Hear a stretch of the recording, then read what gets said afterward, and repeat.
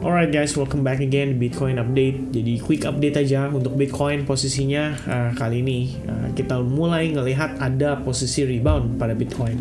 Sebetulnya kembali lagi saya remind hari ini salah satu faktor penyebabnya adalah ketika dolar index itu turun akibat rilis data ISM non manufaktur yang PMI. ISM manufaktur PMI yang ternyata mengecewakan dan ini menyebabkan nilai dolar melemah ya. Dan memang kalau kita lihat dalam pergerakan beberapa waktu terakhir kita udah sempat ngeplot juga sebuah skenario di mana ada Three River Evening Star Pattern, dan biasanya setiap kali ini kan sih kita gunakan trendline ya, dan trendline ini setiap kali menyentuh bagian atasnya kita melihat ada progres koreksi yang lumayan, jadi sekitar 3% untuk pertama kali, 4%. Tentu saja yang pertama kita nggak bisa ambil kesimpulan dulu karena belum terbentuk trendline-nya.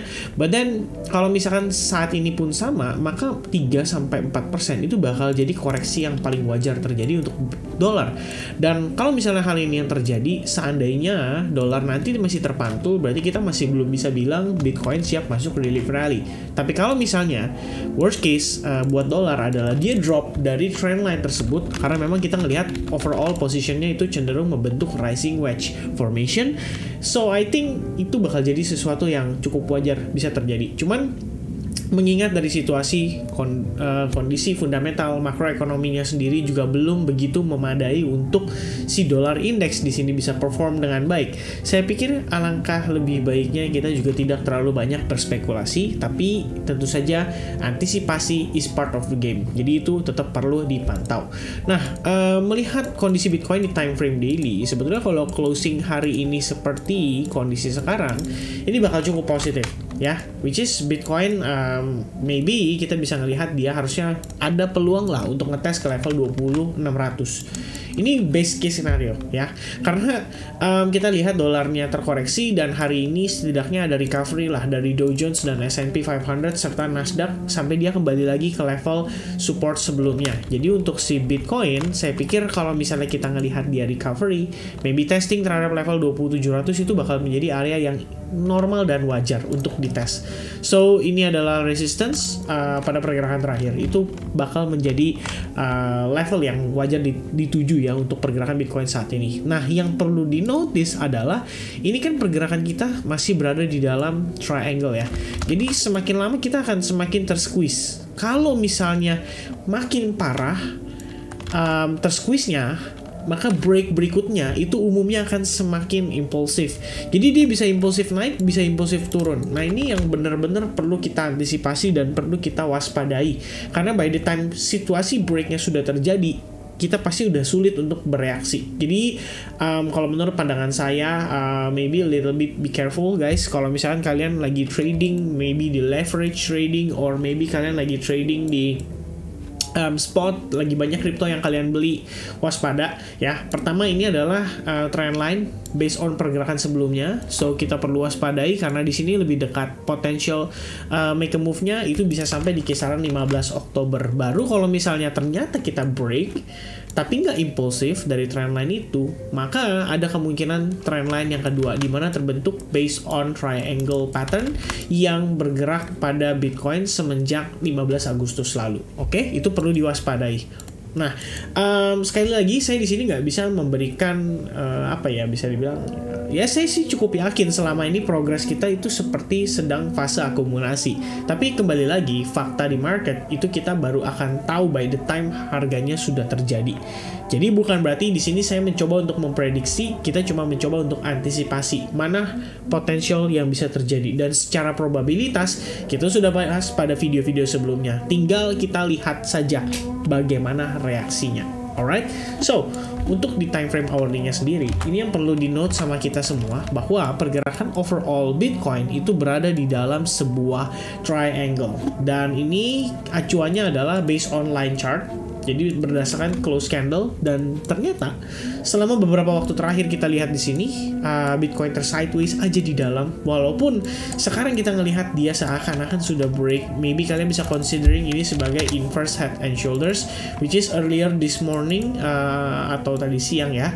Saya sempat inform juga ke teman-teman di advance group. Kita ngelihat di sini ada sebuah inverse head and shoulders dan breakout terjadi. Tapi bukan berarti ini benar-benar totally aman ya untuk dia back to bullish, karena balik lagi kita di sini punya trendline juga di bagian atasnya, dan reaksi untuk selling pressure itu bisa kembali sewaktu-waktu. Jadi saya pikir saat ini daripada kita terlalu banyak berspekulasi, alangkah lebih baiknya biarkan Bitcoinnya make a move dulu. Mungkin bisa cari alternatif ya peluangnya di kripto-kripto yang lain, seperti tadi kita sempat ngecek ada Alpha, kemudian kalau misalkan based on my own watchlist ya, ada HNT, ada Ethereum Classic, kemudian ada Theta, Raven, CHZ ya kan, Sand. Yang paling bagus sih Rune lumayan sih kalau saya lihatnya. Kemudian ada One Inch, yang terakhir saya udah exit dengan break even aja ya. Ada salah satu posisi saya ya intinya ditradingkan lah.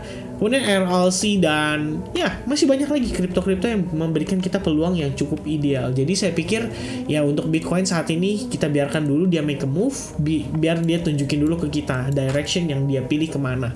Mudah-mudahan sih Bitcoinnya bisa rebound karena meresponi kondisi daripada dollar index. Dan kalau kita lihat aja XAU aja hari ini gainnya lumayan signifikan. Saya terus terang gak make a move untuk gold karena terakhir menurut saya ini bisa dibilang ya agak tentatif ya.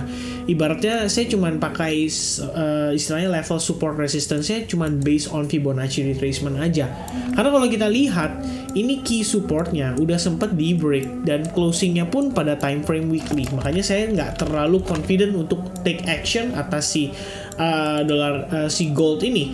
Plus kalau diperhatikan lagi guys, jangan lupa dollar index overall itu masih ada potensi untuk dia naik lagi, mengingat kondisi fundamental ekonominya yang masih bisa memberikan peluang tersebut. Jadi kalau misalnya kita berbicara dollar index, let's say dia testing the trend line di bagian bawah, maka untuk XAU atau gold maybe ini menurut pandangan saya dia hanya akan ngetes ke trend line bagian atas, which means ini harusnya menjadi opportunity untuk saya mencari posisi short. Tapi ya kita lihat dulu nanti, karena sekarang posisi kita sedang retest terhadap level of resistance sebelumnya, support sebelumnya yang harusnya sekarang menjadi resistance. Tapi kalau misalnya breaknya kayak begini, ya jadi dilema ya. Maybe dia nge-grab liquidity di kisaran range price ini. Nanti kita coba lihat dulu untuk goldnya.